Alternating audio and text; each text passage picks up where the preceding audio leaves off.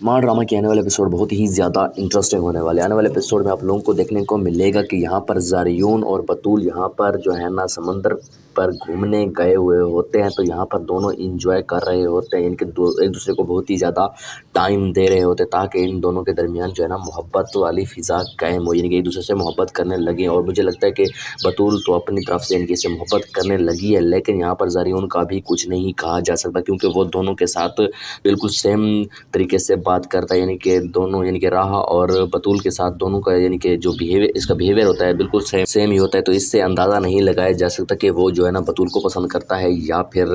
नहीं। तो यहाँ पर इसके बाद आप लोगों को देखने को मिलता है कि यहाँ पर जो राहा की माँ है वो यहाँ पर जो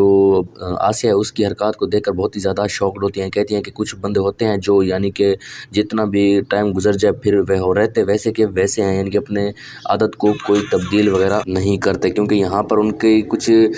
शख्सियत इसी तरह की होती है कि वो किसी बात को भुला नहीं पाते और जो हमेशा बुरे होते हैं वो बुरे ही रह जाते हैं। इसके बाद आप लोगों को देखने को मिलता है कि यहाँ पर जो ज़रियून से रिलेटेड रिश्ते की बात चल रही होती है, तो यहाँ पर आसिया जो है ना वो अपने शौहर से कह रही होती है कि ये रिश्ता आसमानों से हमारी बेटी के लिए ही सिर्फ़ और सिर्फ आया है। तो मैं चाहती हूँ कि मेरी बेटी की शादी जो है ना इसी ज़ारियून से हो और हमारी बेटी भी शायद उसको पसंद करती है, तो मुझे लगता है कि हमें जो है ना उसकी शादी कर देनी चाहिए। तो यहाँ पर जो उसका शौहर है अदील, यहाँ पर वो बहुत ही ज़्यादा गुस्से में आ जाता है क्योंकि यहाँ पर अदील ने सोचा हुआ होता है कि राहा की शादी जो है ना ज़ारियून से करवाएंगे तो इस तरह से यानी कि राहा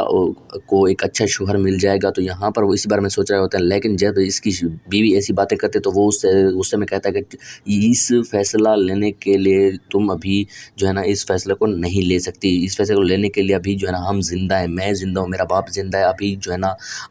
घर के फैसले औरतें नहीं करेंगी। तो यहाँ पर उसे इनके डांट डपट कर देता है। तो यहाँ पर आप लोगों को कैसा लगता है कि मतलब क्या लगता है कि इसकी शादी से रिलेटेड उसका बाप अदील मान जाएगा या नहीं? तो कमेंट में ज़रूर बताइएगा और अगर आप हमारे चैनल पर नए हैं तो चैनल को ज़रूर सब्सक्राइब कीजिएगा।